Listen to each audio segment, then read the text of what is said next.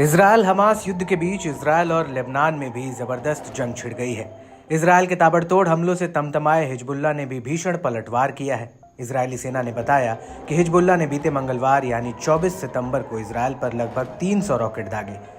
सैन्य प्रवक्ता rear admiral Daniel हैगरी ने कहा कि इजरायल पर करीब 300 रॉकेट दागे गए, जिसमें से 6 नागरिक और सैनिक घायल हुए, जिनमें से अधिकांश को हल्की चोटें आई हैं। उत्तरी इजरायल शहरों जैसे हाइफा, साफेद और नाजरेत पर हवाई हमले किए गए।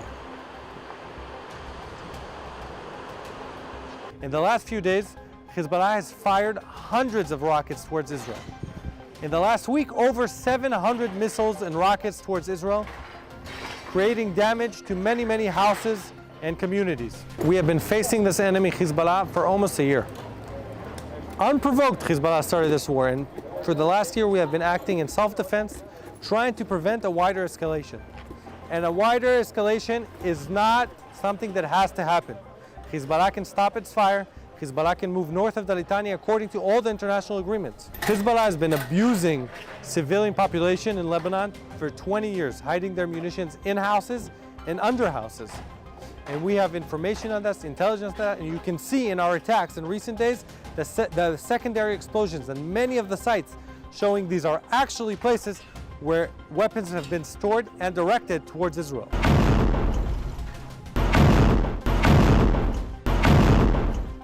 वहीं हिजबुल्लाह ने अपने वरिष्ठ कमांडर इब्राहिम कुबैसी की मौत की पुष्टि की है। समूह ने बयान जारी कर कहा कि वो यरूशलेम के रास्ते में शहीद हुआ। कुबैसी हिजबुल्लाह की मिसाइल और रॉकेट बल का अतिरिक्त केंद्रीय कमांडर था।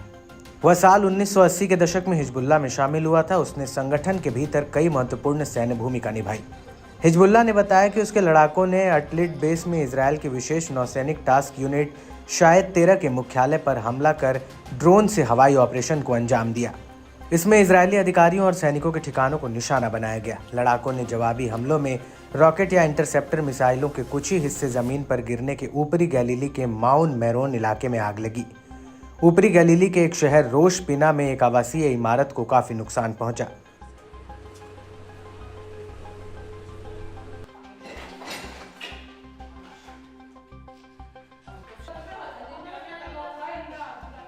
इजरायल का लेबनान में सीधा संघर्ष होने से मिडिल ईस्ट में गहराता संकट पूर्ण युद्ध में बदल सकता है।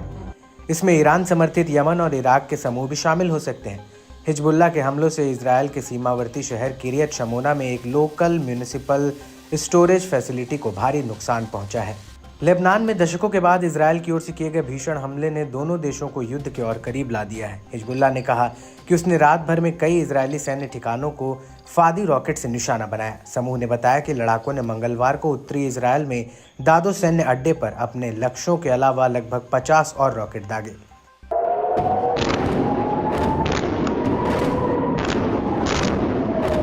वहीं न्यूज़ एजेंसी एपी के मुताबिक इजरायली पीएम ने लेबनान के आम लोगों से आग्रह किया कि वो हिजबुल्लाह के खिलाफ हवाई अभियान को आगे बढ़ाने से पहले अपने घरों को खाली करने के लिए उनकी अपील पर ध्यान दें। इजरायल का युद्ध आपके साथ नहीं, हिजबुल्लाह के साथ है। बहुत लंबे समय से हिजबुल्लाह मानव ढाल के रूप में इस्तेमाल कर रहा है। एक बार हमारा ऑपरेशन खत्म हो जाने के बाद आप सुरक्षित रूप से अपने घरों में वापस आ सकते हैं।